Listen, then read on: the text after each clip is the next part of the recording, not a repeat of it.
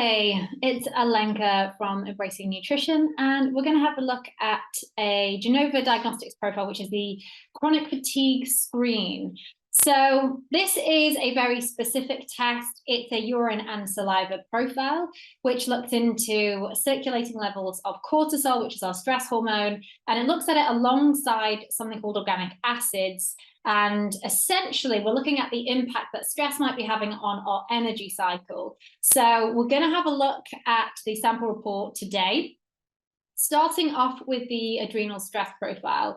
So as the name of the actual profile suggests, we would certainly consider doing this in a sort of chronic fatigue state, but you can actually use this across quite a few different scenarios. So if you are someone who, let's say you've had a lot of viral load, maybe you're suffering with infections and you want to see how that might be impacting, say, your energy cycle.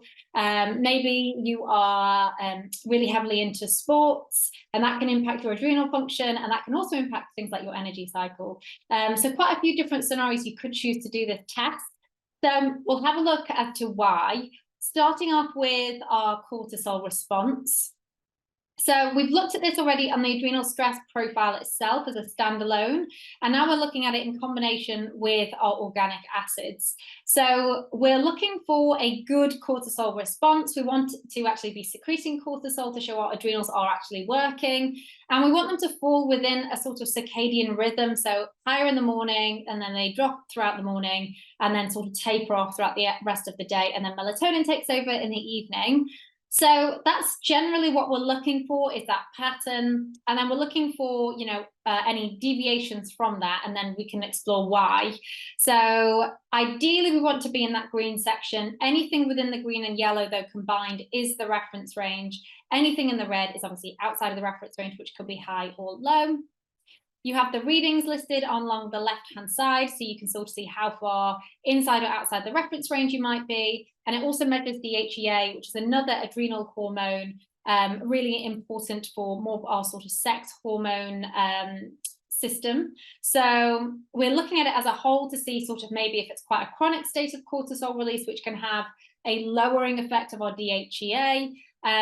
So that's essentially what we're looking for in this particular portion of the test. So with that in mind, we then get to look at the organic acids. So if we scroll through, we come to our organic acids here. So it's just categorized into three key columns. So we have mitochondrial function, which is our powerhouse of a cell. That's how we produce sort of cellular energy. We then look into toxicity and also methylation, which is a form of detox. And we're going to look and explore sort of the actual biomarkers that are listed and that will drive an imbalanced score. So based on this particular test, you will also then receive a nutrient need overview. So factoring in your age, your gender, also what the actual test results have come out with. That will pull out this particular section, which will tell you the need for certain nutrients based on your test results. So for instance, the need for glutathione, which is a master antioxidant, a need for B vitamins, minerals, and obviously some digestive support as well could be suggested. If anything is in the green section along the left-hand side, that would indicate a low need. So potentially you don't really need any, or, the dose you're on is absolutely fine. Anything that then creeps up into yellow or red is an indicator we need to really start increasing our intake of those nutrients. Maybe that's through food, maybe through supplementation, ideally perhaps both in certain scenarios. So if you did then supplement, you've got a dosage list along here, but by all means, because, at the end of the day, the test doesn't know what supplements you're on already, doesn't know what medications you're on. So I'd strongly recommend getting some support and having someone from the team go through the results with you so you can fully understand what they mean, how they relate to you, and also what to do about it next.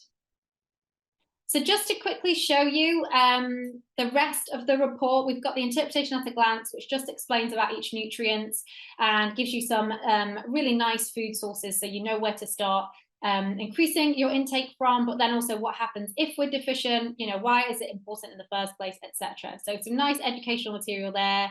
The key for the bullet points are also listed at the bottom of the page.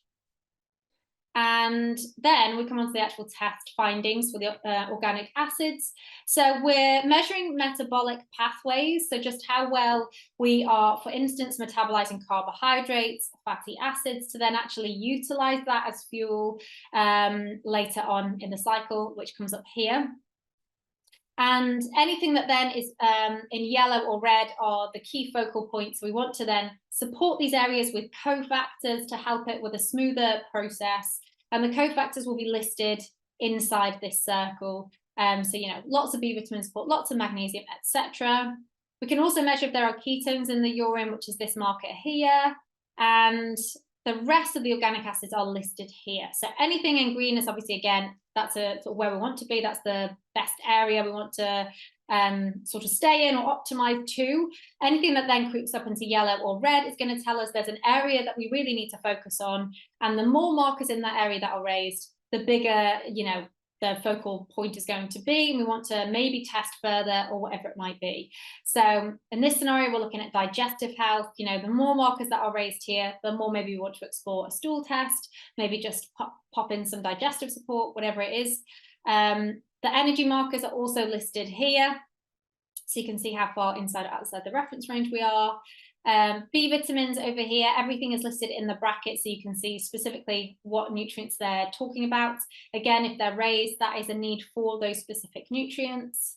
We have the neurotransmitter metabolites, so we're looking into sort of more neurological pathways, the need for B6, but also other things could be driving these, like stress, inflammation, things like that, even gut dysbiosis as well. So we can gauge a heck of a lot of information from that section. And then toxicity, so, the need for things like glutathione will come from here, which is that master antioxidant. Also exposure to environmental toxins like plastics, pollutants, things like that. General liver burden, which obviously looks very high here. So we can understand, where we might want to put liver support in. Then we have the oxalate markers, which looks more into kind of kidney health and possible inflammation. And there is an oxidative stress marker as well, so we can see if there's oxidative stress and that further need for antioxidants. So this is a really simple sort of profile. It's looking into, like I said, cortisol and the effect that that could be having on your energy cycle, and possibly the disruption there. And we can bring it all back into balance with good nutrition and supplementation support. So I will leave it with that one for now, and I'll catch you in the next one. Bye.